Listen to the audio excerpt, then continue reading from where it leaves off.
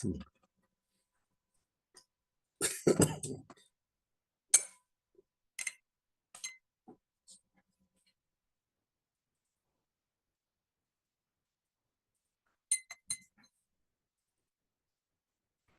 todos bem-vindos.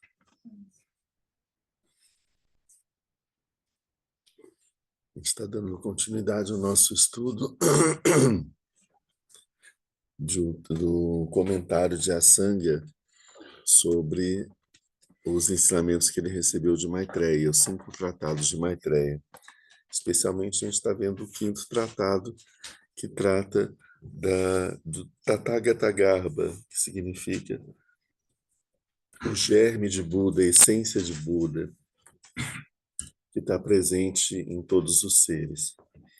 Então, esse tratado, como a gente viu, ele é dividido em 7 partes. Cada parte é chamada um ponto Vajra. Nós já vimos 3 desses pontos Vajra, que são pontos adamantinos, né? Que são Buda, Dharma e Sangha. E agora a gente está vendo o quarto ponto Vajra, que é Tathagata Garbha. Tathagata Garbha, Tathagata significa, é um dos nomes que se dá ao Buda, significa aquele que é o que é. O Tatatá significa aquilo que se é. Então, o Tathagata é aquele que é aquilo que ele é. E Garbha significa germe, semente, essência, né? Então, o ensinamento de Maitreya nos diz que essa mente de Buda, Tatatá, né, essa mente de Buda, ela está presente em essência em todos os seres. Todos os seres possuem, em essência, essa mente de Buda. Não existe nenhum ser que não possua. E nós vimos por quê? Porque, como nós vimos, a mente de Buda, ela se expande por todo, ela preenche todo o universo. Não existe nenhum ponto do universo onde ela não esteja presente. Ela está presente em todos nós aqui, está presente nos animais, está presente nas almofadas, nas mesinhas, nos fiapos do tapete, nos sóis, nas estrelas, nas constelações, por toda parte. Não existe nenhum lugar no universo onde a mente de Buda não esteja presente, porque uma das características dela é de ser desobstruída, e ela se expande sem obstáculos. Não existem obstáculos para a mente de Buda. E ela abarca todas as coisas. Então, todos os seres possuem essa mente de Buda. E é esse é o ensinamento que nós estamos vendo agora. Desculpa pela minha tosse aqui.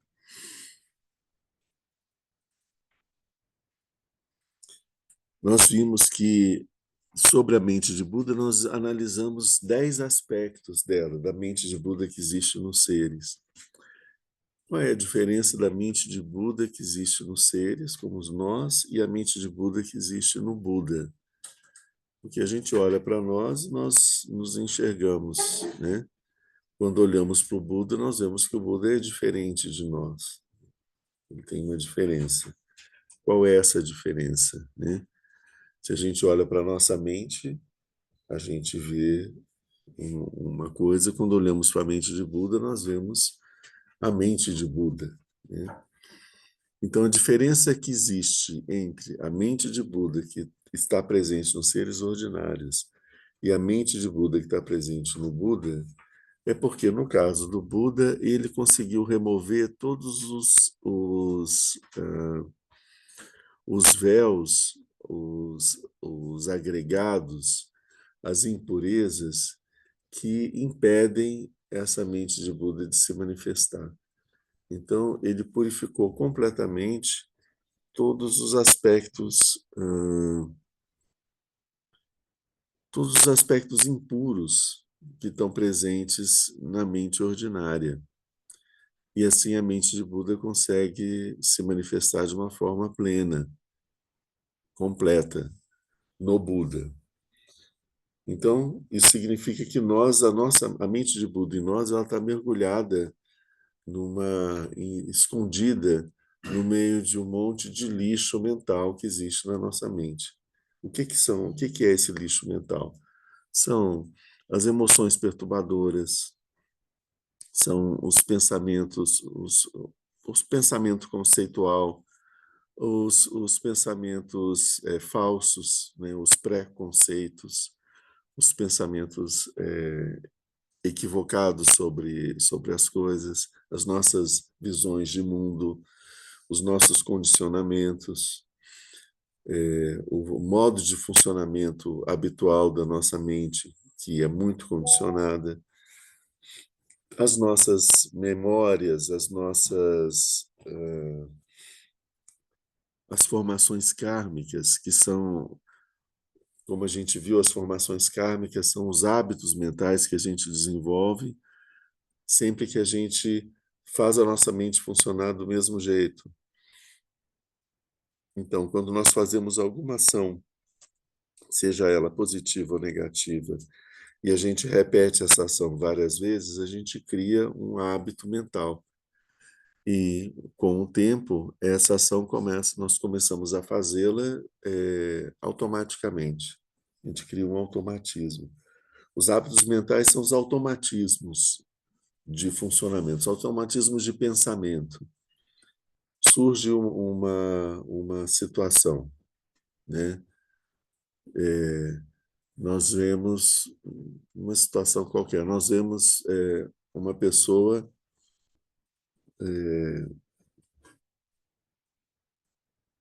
deixa eu vou dizer aqui,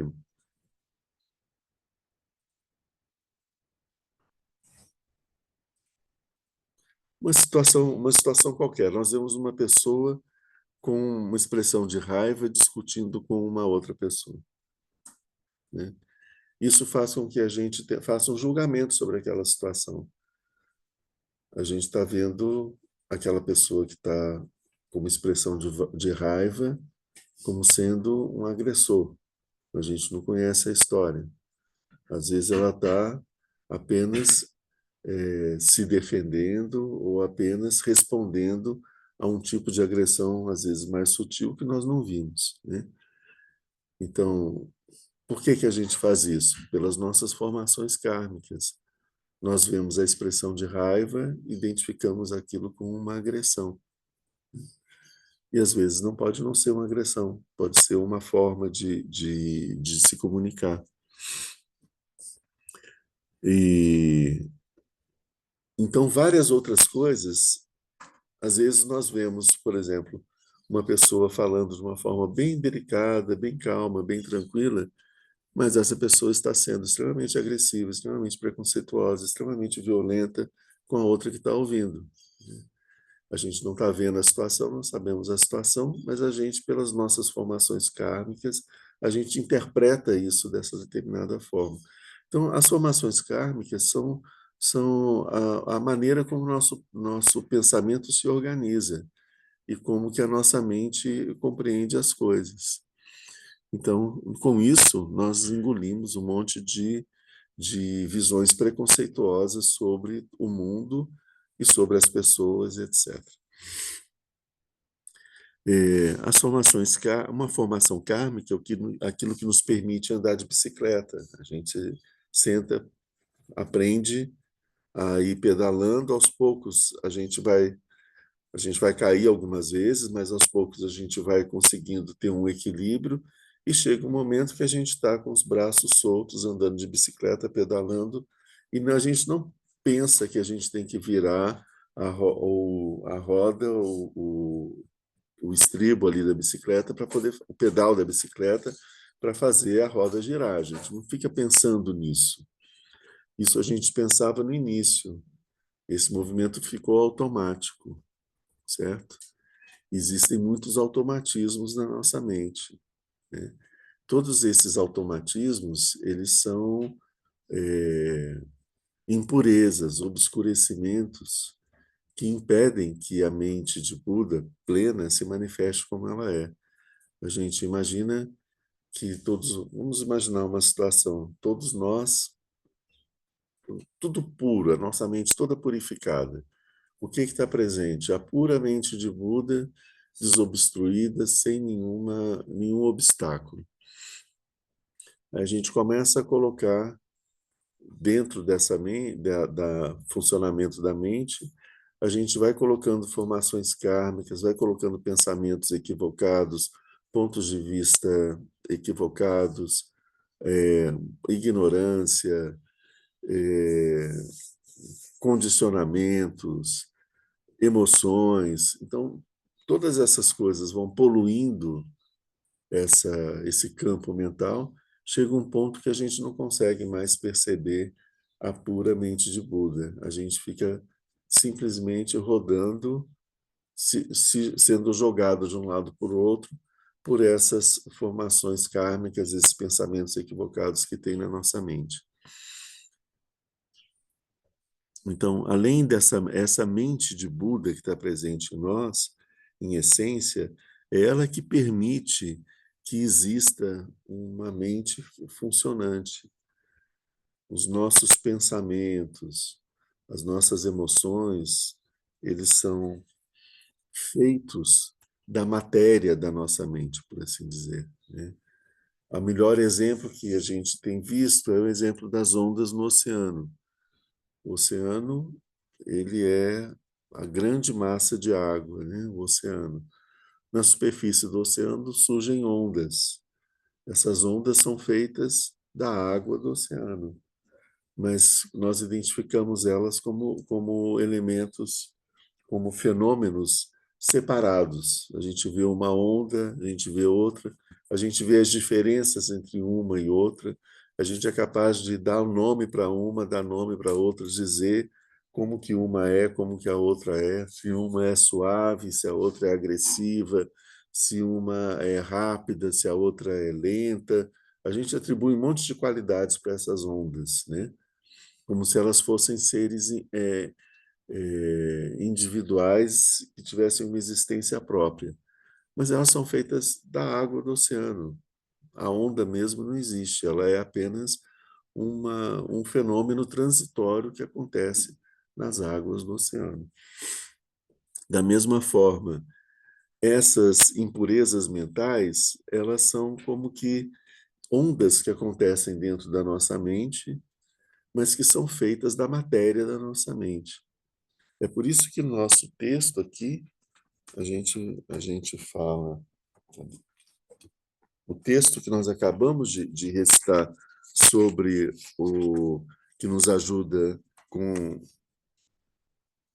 a prática da meditação, a gente vai ter aqui na parte que fala como é ensinado, a essência dos pensamentos é o Dharmakaya. Eles não são nada e ainda assim surgem. É exatamente disso que ele está falando. Os pensamentos são feitos do quê? Do Dharmakaya. O que é Dharmakaya? É mente de Buda. É um outro nome para a mente de Buda que existe em todos os seres. Os pensamentos são feitos, a essência final do pensamento, a matéria, por assim dizer, dos pensamentos, é essa mente de Buda, é o Dharmakaya. Eles não são nada e ainda assim surgem. As ondas do oceano, elas não têm uma existência, elas são uma ilusão. A água levantou e tudo, a gente tem a impressão de que é alguma coisa diferente, mas isso é ilusório. É só um momento, faz parte da natureza do oceano. Os pensamentos que surgem na nossa mente eles, eles surgem do Dharmakaya, e são uma como se fosse uma cristalização, uma manifestação, uma expressão desse Dharmakaya. Eles aparecem, a gente vê eles como um pensamento, mas o que é esse pensamento? A natureza final dele é a mente de Buda. Por isso ele diz, eles não são nada e ainda assim surgem. Eles não são nada porque eles não têm uma existência real, pensamento. Cadê o pensamento? A gente pega ele, onde está o pensamento? Mas, ao mesmo tempo, ele surge. Ele surge, não se sabe de onde, para onde que ele vai? De onde que ele vem, para onde que ele vai? Né? Quanto tempo ele dura, o pensamento? Então, essa densidade que a gente observa nos objetos sólidos, que a gente falsamente atribui aos objetos sólidos, a gente não consegue atribuir ao pensamento, essa densidade de existência. E quando a gente vai analisar os próprios objetos sólidos, a gente vê que eles também não têm essa densidade. Porque se nesse momento esse objeto está aqui presente, daqui a 10, 100, 1000 anos, será que ele vai estar aqui presente da mesma forma? 10.000 anos, 100.000 anos, né? Daqui a 1 milhão de anos, isso ainda vai existir dessa forma? Ele vai ter se modificado, vai ter se modificado. Então, ele não tem uma existência em si.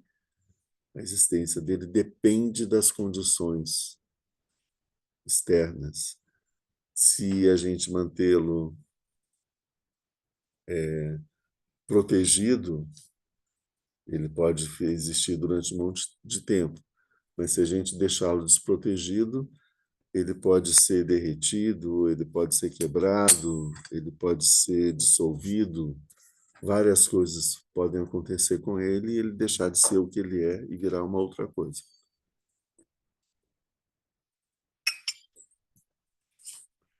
Então, vamos dar continuidade aqui ao que ele fala. Ele está falando nessa parte final sobre as características da mente de Buda que existem nos Budas. Então, a gente viu que ela é eterna, que ela é perene, perpétua, que ela é quietude e que ela é imutável. A gente viu essas características no nosso último encontro.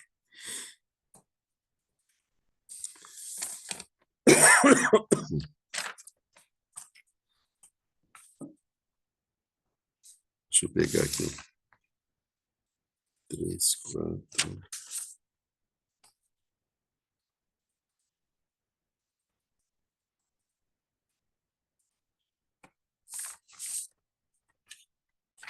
Continuando aqui, ele diz: o perfeito despertar, sob todos os seus aspectos, é a eliminação das impurezas ligadas às impregnações kármicas, é o nirvana. Também do ponto de vista último, não há dualidade entre a budeidade e o nirvana. Que ele está querendo dizer que a diferença entre a mente de Buda que existe em nós e a mente de Buda que está no Buda é que a mente do Buda que está no Buda é uma expressão do perfeito despertar. O perfeito despertar é a finalização do processo de purificação dessas impurezas mentais. O trabalho que a gente tem para poder alcançar o despertar não é de adquirir uma qualidade que nós não possuímos. Nós não temos que adquirir uma qualidade tipo mente de Buda. Isso a gente já tem. O que a gente tem que fazer para alcançar o despertar é a gente jogar fora toda a sujeira mental que está presente dentro da nossa mente. Essa sujeira mental tem a ver com as nossas emoções, tem a ver com os nossos pensamentos, as nossas ideias falsas sobre o mundo. Tudo isso polui a nossa mente e impede que a mente de Buda, que já está presente em nós, se manifeste. Então, o Buda não adquiriu nada quando ele alcançou o despertar, ele só jogou fora as coisas que estavam atrapalhando, estavam impedindo. Então, o perfeito despertar, sob todos os aspectos, é o Buda, certo? E é a extirpação das impurezas ligadas às impregnações kármicas. Então, isso é o que a gente chama de nirvana. O nirvana significa extinção, né? Muitas vezes isso foi interpretado para as pessoas que estavam tendo contato com o budismo, os ocidentais estavam tendo contato com o budismo, entendiam que o nirvana significa o nada, né? Nirvana é o nada, aquele estado do nada. E o Buda nunca falou sobre, nunca ensinou isso. Aliás, ele sempre disse que essa ideia desse nada é absolutamente falsa e é uma dos extremos da dualidade. Ele diz as coisas não são assim, tipo esse nada, né? Por quê? Porque a palavra nirvana significa extinção. Então a gente fala, extinção extingue tudo, não sobra nada, né? Mas não é extinção de tudo. É extinção do quê? Extinção do sofrimento. O nirvana está relacionado àquele ensinamento do Buda das quatro nobres verdades, em que ele diz: existe o sofrimento. O sofrimento é provocado pela ignorância. O sofrimento pode ser eliminado. E a maneira de eliminar o sofrimento é o caminho óctuplo. Então, o nirvana é a terceira nobre verdade. O sofrimento pode ser eliminado, pode ser destruído. Como o sofrimento é provocado pela ignorância, quando a gente acaba com a ignorância, acaba o sofrimento. Então, o nirvana significa a extinção da ignorância, a extinção do sofrimento, a extinção dessas impurezas que tem na nossa mente, a extinção desse toda essa perturbação mental que existe na nossa mente. Então, quando a gente consegue fazer a purificação da mente e eliminar todas essas impurezas, isso é o nirvana. Então, é por isso que a gente que o nirvana significa essa plena felicidade. Imagina a gente vivendo atormentado, como nós vivemos, né? Atormentado por uma mente que perversa, que nos perturba, nos bombardeia por todos os lados o tempo todo com um falatório sem cessar, que só produz sofrimento dentro de nós, né? Imagina quando tudo isso acaba, todo esse bombardeio mental, essas perturbações mentais acabam, o que sobra é silêncio, paz, tranquilidade, alívio e felicidade. Esse, essa atividade mental, ela não produz nenhuma felicidade em si. Ela nos ilude, né, fazendo com que a gente sinta desejo por coisas que não estão presentes, a gente se envolva numa batalha contínua para poder conseguir coisas, para poder ter realizações, para poder fazer coisas. Está sempre ocupado, ocupado, ocupado, e a gente nunca alcança esses objetivos. Quando a gente alcança esse objetivo, a gente vê que ele não tem o poder de nos deixar felizes, né? E, ao mesmo tempo, a mente já traz um novo projeto, uma nova coisa para se conquistar, uma nova coisa para se fazer, né? Então, aí a gente está sempre numa batalha sem fim dentro da nossa mente. É isso que se extingue com o nirvana, né? Quando você elimina essa perturbação mental. Ok. Então, o que ele está dizendo? Que, do ponto de vista último, não existe dualidade entre a budeidade e o nirvana. Ou seja, não existe diferença entre alcançar o estado de Buda e alcançar o nirvana. Porque, para você alcançar o estado de Buda, é importante você remover todas essas impurezas, e isso é o nirvana.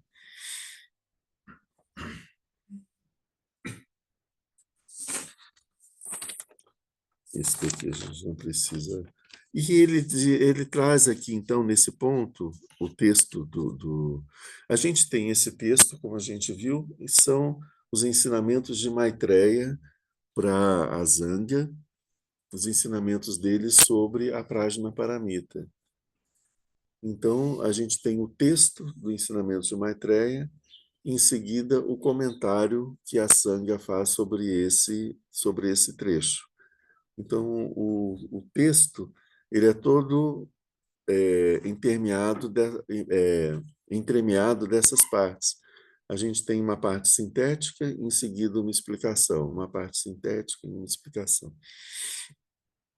Nesse ponto, então, tem aqui uma parábola, né, que é ensinada por Maitreya, e depois a Zanga explica essa parábola. A parábola ele diz o seguinte: seja o exemplo de pintores diversamente hábeis relacionados com de forma que a parte do corpo que um sabe fazer, o outro não compreende como pintar. Então, um grupo de pintores, cada um especializado em pintar uma parte do corpo de um ser humano, certo? Então, o poderoso rei lhes deu uma tela com essa ordem: que aqui o meu retrato seja feito por todos vós. Então, cada um ia fazer uma parte do retrato, certo? Desde então, tendo prometido ao rei, eles se puseram ao trabalho de pintar. Aconteceu, porém, que um deles, enquanto ele estava trabalhando, né, dos que estavam ocupados nesse trabalho, partiu para um outro país. E tendo ele partido para esse outro país, por causa da sua ausência, o retrato não foi acabado em todas as suas partes. A parábola termina assim. O texto diz a parábola termina assim. Então, ele foi-se embora e não terminou o trabalho. Os outros todos terminaram, certo? Então, a ideia é que, como um deles não terminou o trabalho, ninguém consegue fazer, porque cada um é especializado, o trabalho não foi feito, certo? Ou seja, o estado de Buda não foi alcançado, porque tem alguma coisa que não foi feita ali. Tem alguns aspectos ali que precisam ser removidos da mente que não puderam ser removidos da mente. Então, o que que o Asanga diz, o comentário que ele faz sobre essa parábola? Esses pintores, quem são eles? Eles são Dana, generosidade; Sila, a ética; Kshana, a paciência; Virya, a diligência; Dhyana, meditação; e Prajna, a sabedoria transcendente. Então, os pintores são as 6 paramitas. Todas as 6 paramitas precisam ser praticadas e desenvolvidas para que o estado de Buda possa ser finalmente alcançado. Porque quem vai fazer a purificação da nossa mente são as paramitas. Então, todos os nossos, por exemplo, Dana, que é a generosidade, ela vai ajudar a gente a eliminar todas as formações kármicas de avareza, de posse, de apego. Tudo isso, esse tipo de fenômenos mentais vão ser purificados simplesmente com a gente desenvolver a capacidade, a habilidade, a qualidade da generosidade, sem que a gente precisa fazer nenhuma briga com a nossa mente, a gente só desenvolve essa qualidade, e essa qualidade ela faz esse trabalho de limpeza, né? Ela vai eliminar esses elementos negativos, né? Outra coisa, a ética. Quando a gente trabalha sobre a ética, uma série de ações negativas que a gente faria e pensamentos equivocados sobre os seres são, são pacificados porque a gente tem a ética que a gente está, a qualidade da ética que a gente está desenvolvendo em nós, né? A paciência vai nos ajudar a pacificar o quê? As emoções de aversão, de raiva, de agressividade, tudo isso vai ser eliminado tranquilamente só pelo fato de nós praticarmos e desenvolvermos a qualidade da paciência. Da mesma forma, a diligência que vai conseguir fazer com que a gente elimine a preguiça, a sonolência, a preguiça, a procrastinação, todas essas coisas. E com Dhyana, a meditação, a gente vai conseguir tirar, afastar da nossa, o nosso, a gente vai conseguir reduzir o fascínio que a nossa mente tem pelas distrações produzidas pelos pensamentos, etc., e vai nos ajudar a não nos interessarmos tanto por todos esses processos mentais e a conseguir pousar a nossa mente no estado, na sua própria natureza em si, sem estar fascinado ou seguindo nenhum pensamento ou nenhum outro fenômeno mental. E, por fim, Prajna é que vai fazer com que a gente tenha a percepção dos fenômenos e da nossa própria mente, de todas as coisas, que nós vamos ver essas coisas tais como elas realmente são. Então, ele diz aqui, a vacuidade, né, munida de todos os seus aspectos perfeitos, significa a pintura acabada. Pintura acabada significaria, então, a vacuidade, que aqui nesse significa para nós o estado de Buda, o estado do Nirvana. Não, posso dar uma Sim, perguntinha? claro. O que que é o perfeito despertar? Tem despertar que não é perfeito? Não, eu acho que não existe despertar que não é perfeito. Esse é É só uma despertar, forma, né? é uma forma, sim, mas é uma forma de reforçar que esse despertar, ele é perfeito, né? Ah, tá. Então, devia ser despertar é perfeito. É porque o despertar é perfeito, né? E não porque existe um despertar que não seja perfeito, porque o despertar ele sempre vai ser perfeito. Não, Sim, licença. pode falar. Mas há uma diferença entre o Arahant e o Buda, não? Sim, existe essa diferença. Mas, em termos últimos, a gente não teria como dizer que o despertar do Arhat ele é realmente um despertar, né?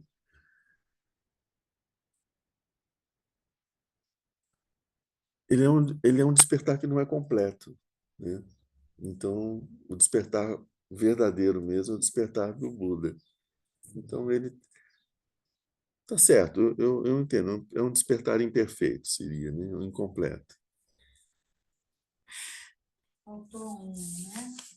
Tem dois. É, no caso, Faboditita. Isso mesmo. A gente vai dar sequência aqui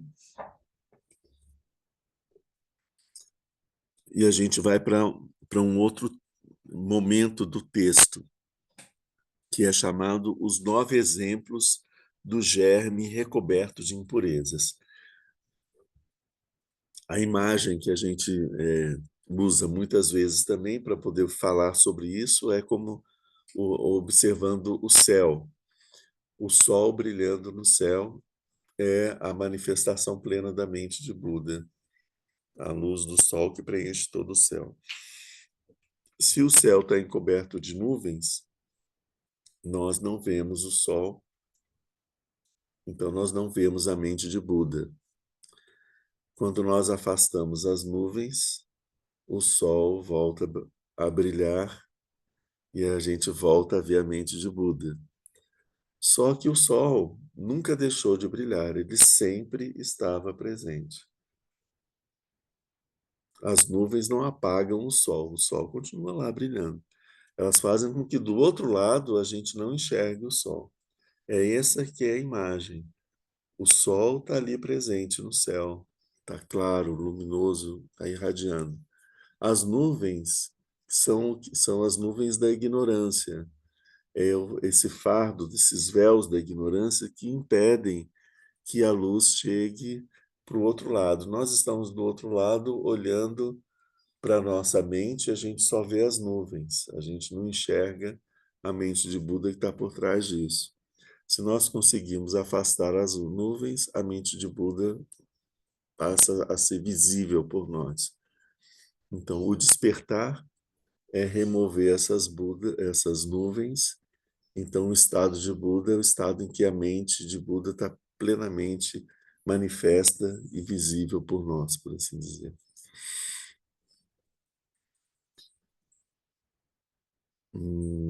Então, aqui, seguindo aqui o texto, assim foram explicados em 10 pontos as características da essência do vencedor, Jina Garba. Jina significa vencedor, Garba é essência.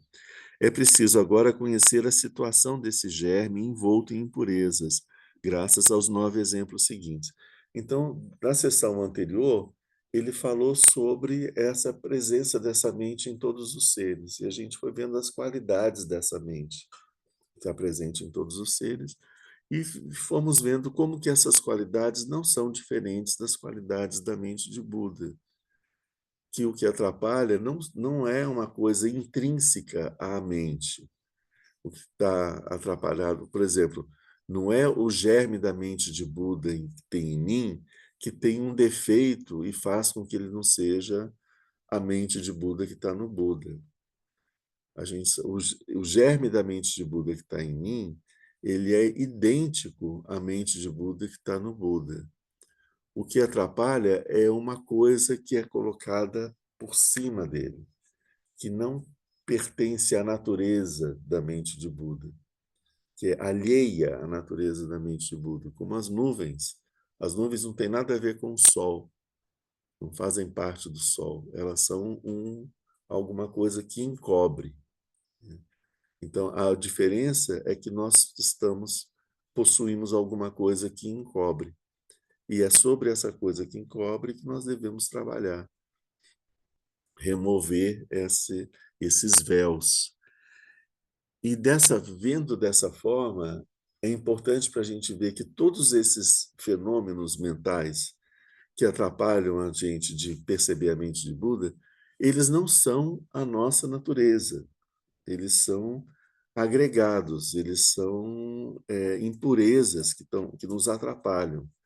E a gente se apega a eles como se nós fôssemos isso. Nós nos apegamos às nossas emoções como se elas fizessem parte de nós. E a gente não percebe que as emoções elas são um agregado, que na natureza, as emoções elas não fazem parte disso. A mesma coisa as ideias sobre o eu, né? Que esse eu que a gente tanto cultua, ele é um agregado, ele é uma coisa que faz parte das nuvens, não faz parte do sol, ele também não é a nossa verdadeira essência, mas a gente se identifica com ele. Então, nós nos identificamos com esses processos mentais aflitivos e perturbadores, e com isso a gente sofre. Quando a gente abandona esses processos mentais, esse sofrimento todo desaparece. E a gente abandona isso não é de uma forma sofrida, é de uma forma alegre, porque abandonar isso traz uma felicidade imensa. O caminho do despertar não é um caminho de sofrimento, não é árduo, ele é um caminho de libertação, ele traz leveza e felicidade. A gente se dá, é como um despertar, a gente se dá conta que a gente estava vivendo um pesadelo, a gente estava vivendo uma confusão, uma fantasia, e que aquilo, na verdade, não existe. Então, isso é libertador para a gente. Não, eu vou fazer uma pergunta difícil, mas assim, pegando também um pouco a minha experiência clínica e a sua experiência por ter trabalhado tantos anos dentro de um presídio, né? O senhor acha possível que essas pessoas que vivem nessa situação tão difícil encontrem esse estado de consciência e essa ascensão, essa iluminação em condições, às vezes, tão difíceis? Porque eu tenho visto no meu consultório pessoas em sofrimento, com ideação suicida, um mundo tão caótico, né? Como é que... Eu queria que você falasse um pouco sobre isso. Sim, isso é o Sansara, né? O senhor já viu alguém, por exemplo, lá dentro do presídio, né? Tantos anos Se iluminar? se iluminar? Não, nem fora. Então, era isso que eu queria chegar, eu queria entender. Eu nunca vi, né? Porque Mas eu sei que tem, né? Eu já vi pessoas que estão muito próximas da iluminação, são os nossos, são os Rinpoches, são os, né, mas o os homem grandes comum, mestres. isso é possível? Que as pessoas Sim, comuns, né? Que eu me vejo, assim, às vezes, tão distante dessa... pois é, então. Para o homem comum isso é possível? Sim, é possível. Mas por que que o homem comum não se liberta? Porque ele está preso nas formações kármicas. E por essas formações kármicas ele não consegue encontrar os mestres adequados que possam auxiliá-lo nesse processo de despertar, né? Então, é isso. A gente tem exemplos exemplos da vida do Buda. Por exemplo, tinha um bandido que tinha matado já ou 99 ou 999 pessoas, né? Que ele pegava a falange do polegar e com isso ele estava fazendo um mala. O mala tem 108 contas, né? Então, ou 100 contas, não sei como que era o mala que ele estava fazendo, mas era em torno disso, ou 99, ou era... Eu já vi 999 pessoas, eu acho que não foi tanto assim, mas 99 pessoas já é o suficiente, matar 99 pessoas. E estava sendo perseguido, e o Buda viu que ele tomou uma decisão, só falta uma. Eu vou matar a primeira pessoa que passar pela minha frente, eu vou matar e pronto. E acabo com esse tormento, eu vou conseguir terminar de fazer esse mala e levar para o meu mestre, né? E aí ele estava andando na rua e o Buda estava sabendo da situação, estava vendo que ele estava caminhando e que do outro lado vinha caminhando a mãe dele. Então, a primeira pessoa que ele iria encontrar ia ser a mãe dele. E o Buda pensou, se ele matar a mãe dele, a situação dele vai piorar ainda incrivelmente mais, porque é uma ação extremamente negativa matar a própria mãe. Então, o Buda chegou e passou na frente da mãe dele. E ele viu o Buda e saiu atrás do Buda. E o Buda continuou andando e ele foi correndo atrás do Buda, e ele correndo atrás do Buda, e o Buda continuou andando, e ele correndo, correndo, correndo, e o Buda não continuou andando tranquilo. Na verdade, o Buda nem estava andando, o Buda estava ali, né? E ele correndo, correndo, e ele falou para o Buda: para, por favor, para, eu não aguento mais correr atrás de você. E o Buda falou: mas eu estou parado, é você que está correndo, é você que está correndo no Sansara. Desde tempo sem começo, correndo, correndo, correndo, correndo sem parar, né? Atrás de uma coisa, uma fantasia, fugindo de alguma coisa. Eu estou aqui, eu estou parado, né? Aí ele vai e ensina o Angulimala se torna um discípulo dele. O rei fica sabendo que o Angulimala estava entre os discípulos do Buda, os alunos do Buda, vai até o Buda para poder pedir que ele seja entregue para ser morto, né? Pelos crimes que ele cometeu, e o Buda fala, não seria melhor que ele se tornasse um arhat, né? Vocês vão matar ele, né? E se ele se tornar um arhat, ele não vai fazer mais bem para todos os seres? Ele falou, sim. Falou, então, pode deixar ele aqui comigo, né? Aí o rei concordou e ele se tornou um arhat, né? Se tornou um arhat, se tornou um grande santo, um dos maiores santos budistas, né? Do Buda. Então, ele era uma pessoa muito, muito vil, que ele condenado à morte por todos os crimes que ele cometeu. Ele fez muito mal, ele fez um mal imenso. Da mesma forma, um exemplo mais próximo de nós é o de Milarepa, que tem menos de 1000 anos atrás, uns 900 e tantos anos atrás, que ele matou várias pessoas fazendo uma tempestade, seus poderes mágicos, né, fazendo uma tempestade de granizo, e ele chegou procurou o Marpa como mestre, E ele, quando ele chegou para... Ele não tinha a menor condição, ele ia para um inferno, né? Ele não tinha condição de seguir adiante por todas as pessoas que ele tinha conseguido, que ele tinha produzido, tinha feito mal, né? E aí o Marpa faz um treinamento com ele, um treinamento doloroso, intenso, né? Para ele poder se libertar de todas essas formações, e ali acaba se tornando um Buda. Milarepa é um Buda, né? Então, é possível para um bandido? É possível. Agora, veja Vamos bem, lá na cama. não são todos que são milarepas, Eles né? estão dispostos a isso. Então, Milarepa só conseguiu sair desse ponto bem baixo para se tornar um Buda, porque Milarepa tinha um passado, ele tinha uma ligação kármica com seu guru, ele tinha uma história já anterior que não se conta, que não tá presente na história dele ali, né?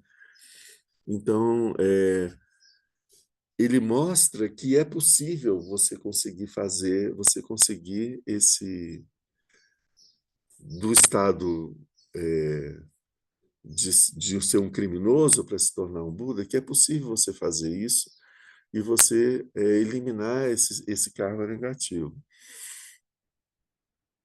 Mas, ao mesmo tempo, rapidinho assim, Angulimala tem esse exemplo que ele superou todo esse processo. Mas isso significa que o karma dele foi eliminado? Não.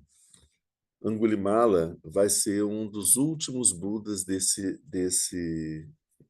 ciclo de 1000 Budas, 900 e não sei quanto. Isso já está predito, né? E quando ele vier, né, ele vai morrer atacado por 99 ou 999 seres ali que vão matá-lo, né? Não sei se serão seres humanos, serão animais, não sei o que são. Então, ele vai sofrer uma morte provocada por 99 fatores, ou 999, né? Por causa do karma. Então, esse karma não se apagou. Ele, ele vai passar por isso. Só que quando ele passar por isso, ele não vai sofrer, porque a mente dele já está num outro lugar. Mas não tem como fazer com que desapareça um karma. Não existe como. O karma ele vai vir, né? O Buda também falava. Teve momentos em que o Buda dizia de coisas que aconteceu com ele, um problema no pé, uma dor de cabeça, e ele falava, isso é consequência do karma, de uma ação que eu cometi assim, assim, assim, há 1000 vidas atrás, né? Então, isso também está presente. É possível, é possível. Por que que isso não acontece, né? Porque a gente está tão mergulhado nessas questões das nossas do funcionamento mental perturbado, que nós passamos do lado de um mestre que pode nos ensinar a sair desse estado, e a gente não se interessa de conversar com ele, a gente não enxerga ele, a gente não vê, né? A história do Asanga. Ele resolveu pedir instruções para Maitreya, para entender o que era a Prajnaparamita. Foi para a caverna, meditou durante 3 anos. Nada aconteceu. Aí ele saiu da caverna. Depois ele voltou para a caverna, meditou por mais 3 anos. Nada aconteceu. Ele saiu. Aí se arrependeu, voltou para a caverna. Mas ao todo ele meditou durante 12 anos. Depois de 12 anos que o Maitreya não aparecia, ele pensou, eu vou me matar porque minha vida não faz mais sentido para mim. Saiu da caverna, aí ele encontrou aquele cachorro doente na estrada, e aí ele foi limpar a ferida do cachorro com a própria língua, o cachorro desapareceu, apareceu Maitreya. E ele pergunta para Maitreya, por que que você fez isso comigo? Me deixou esperando 12 anos para aparecer. E o Maitreya falou, mas eu cheguei lá junto com você. Você que levou 12 anos para me enxergar. Entende? Então, mesmo a Sangha, que é com a qualidade dele, a dificuldade que ele teve de enxergar o próprio mestre. Foram 12 anos de meditação e ele não via. Né? E o Maitreya falou, você estava com uma trava na sua mente. Né? Só esse momento de compaixão que você teve pelo cachorro foi o que conseguiu eliminar essa trava e fazer com que você conseguisse ver as coisas. Né? Gente, vamos seguir aqui, porque esse é o tema de hoje. E o nosso tempo está curtíssimo. Os 9 exemplos do Tathagata Garbha. Então, aqui o texto diz assim, como o Buda dentro de um lótus murcho, o mel entre as abelhas, o grão dentro da sua casca, o ouro no lixo, um tesouro dentro da terra,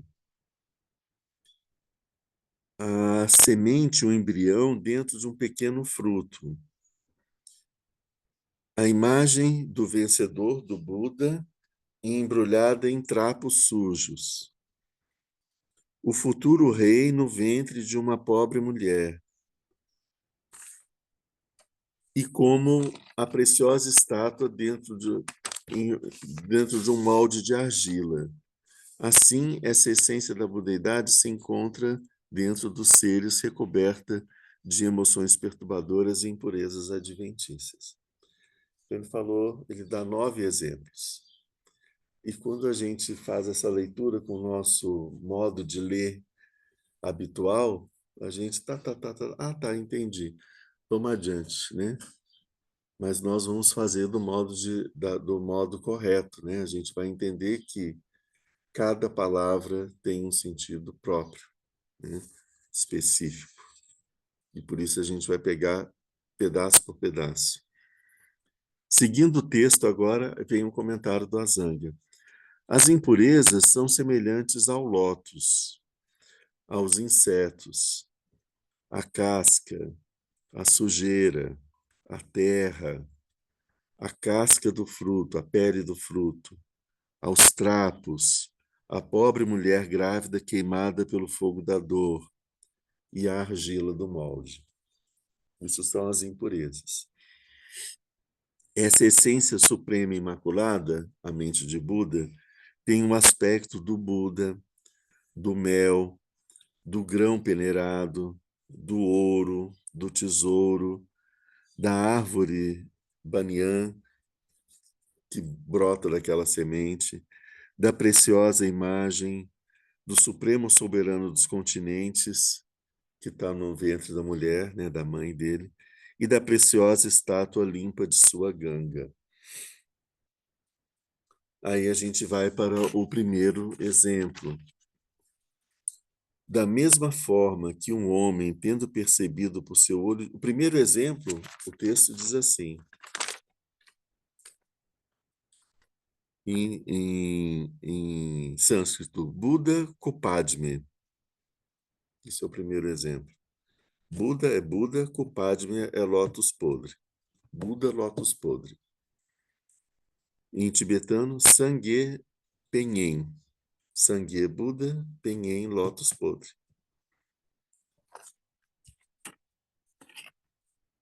Certo? Aqui ele vai explicar o que significa isso. Buda, lótus podre. Buda dentro de um lótus podre.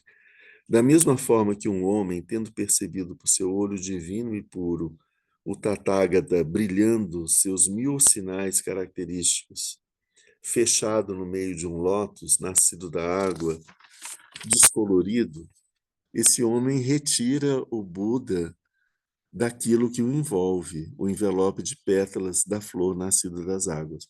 Então, ele diz, uma pessoa que tem essa percepção, olha para aquele lótus e vê que dentro daquele lótus tem uma imagem do Buda. Então, ele vai, tira as pétalas meio podres, murchas do lótus e retira a imagem do Buda de dentro do lótus. Assim, o Sugata, tendo visto, graças ao seu olho de Buda, sua própria natureza, mesmo entre aqueles que transitam pelo inferno Aviti, ele os libera de seus véus. Ele que é sem véus, que permanece até o extremo limite do samsara e cuja natureza é a compaixão. Então, o que a gente tem aqui é exatamente o que você me perguntou. Assim, o Sugata, o Buda, tendo visto, graças ao seu olho de Buda, a sua própria natureza, a mente de Buda, está presente mesmo naqueles que estão no pior dos infernos, o inferno mais doloroso, mais terrível de todos. Ele olha para aquele inferno e vê que os seres que estão naqueles infernos possuem a natureza dele. Entende? Então, pela sua compaixão, ele permanece no samsara até conseguir liberar todos esses seres dessa ganga que está escondendo a natureza de Buda que está presente neles. Então, vai levar muito tempo, mas é possível. Mesmo para os piores seres de todos, é isso que ele está dizendo aqui, né? Desconfiar no Trump, todos esses Todos esses têm a mente de Buda dentro deles. A gente vai conseguir. Essa mente que existe dentro desses grandes líderes aí que estão destruindo. Sim, dentro deles também tem.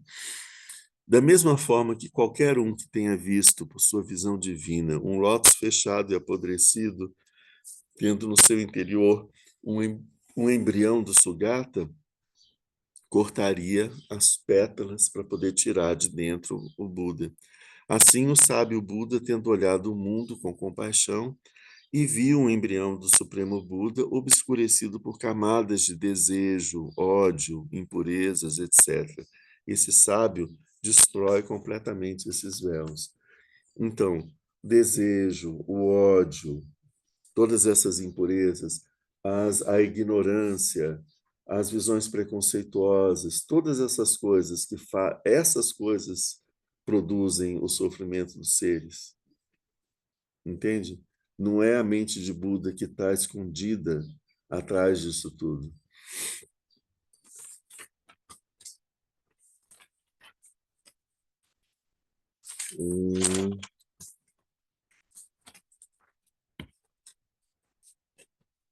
Então, já chegando no nosso final aqui.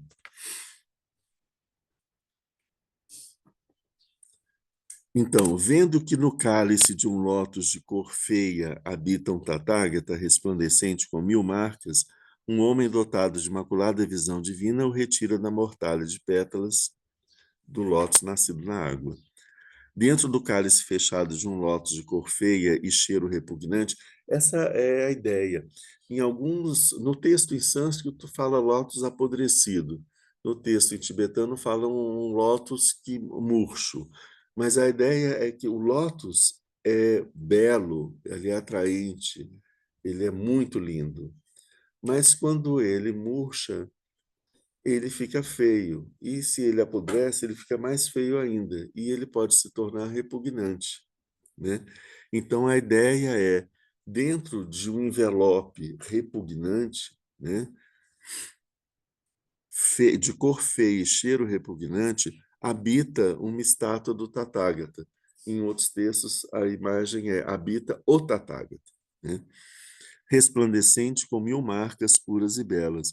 Um homem dotado de clarividência imaculada, visão divina, vê isso e, ao se dar conta, ele remove a estátua do Buda da mortalha das pétalas da flor nascida da água. Flor nascida da água é o lótus. Da mesma forma, o significado agora, da mesma forma, o Sugata, com seu olho búdico, percebe seu verdadeiro estado, mesmo naqueles que devem permanecer no inferno da maior dor.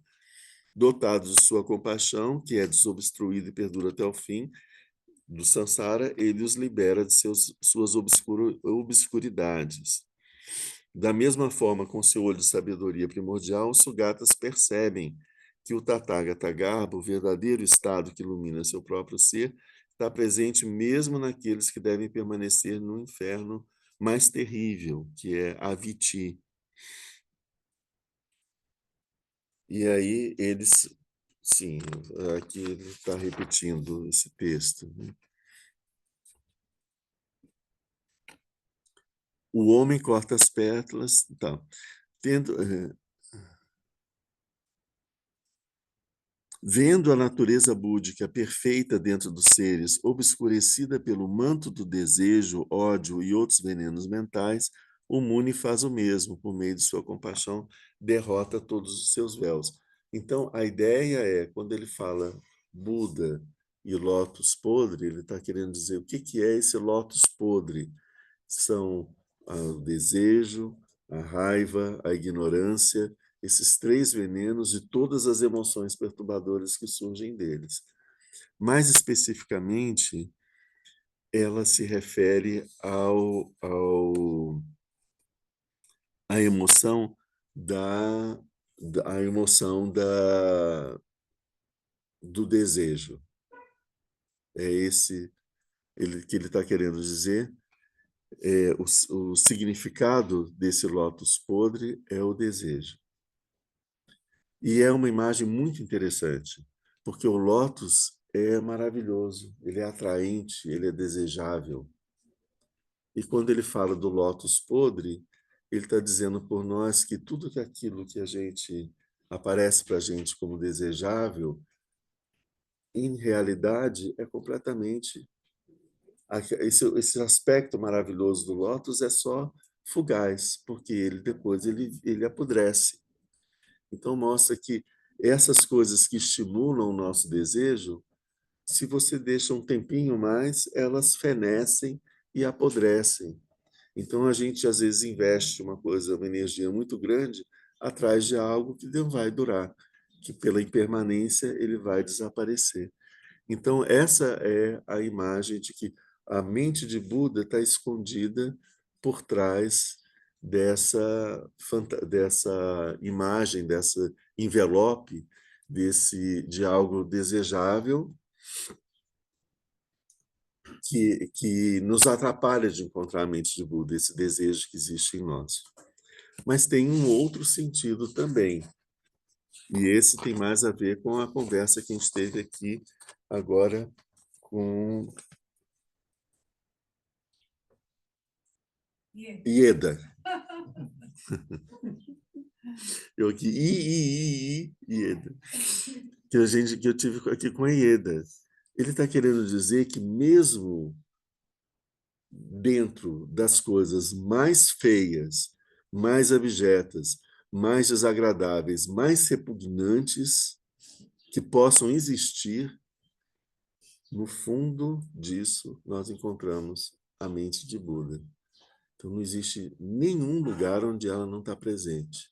Mesmo nos lugares mais abjetos, mesmo dentro dos seres mais vis, mais malvados, mais perversos, a mente de Buda está ali presente no fundo. E que todo esse aspecto negativo é um lótus podre que está embrulhando ela. A gente só tem que tirar esse embrulho que ela volta a ser o que ela é. Sim, é linda. Ela vem do Maitreya. Bom, a gente vai terminar por agora, porque daqui a pouco nós vamos fazer a nossa prática com Lama Sonan e temos também umas oferendas de cartas para fazer para o Dalai Lama.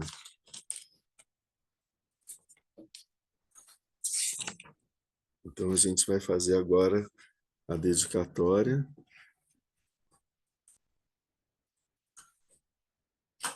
Se tiver mais dúvidas, a gente pode ver no nosso próximo encontro, na semana que vem. Ok? Então vamos lá. Graças a essa virtude, tendo realizado rapidamente o Mahamudra, possa eu conduzir a esse estado todos os seres sem exceção. Pela graça do Buda que obteve os 3 corpos, pela graça da imutável verdade do Dharma em si, e pela graça da infalível aspiração da Sangha, possa essa súplica de dedicatória realizar-se tal como ela é.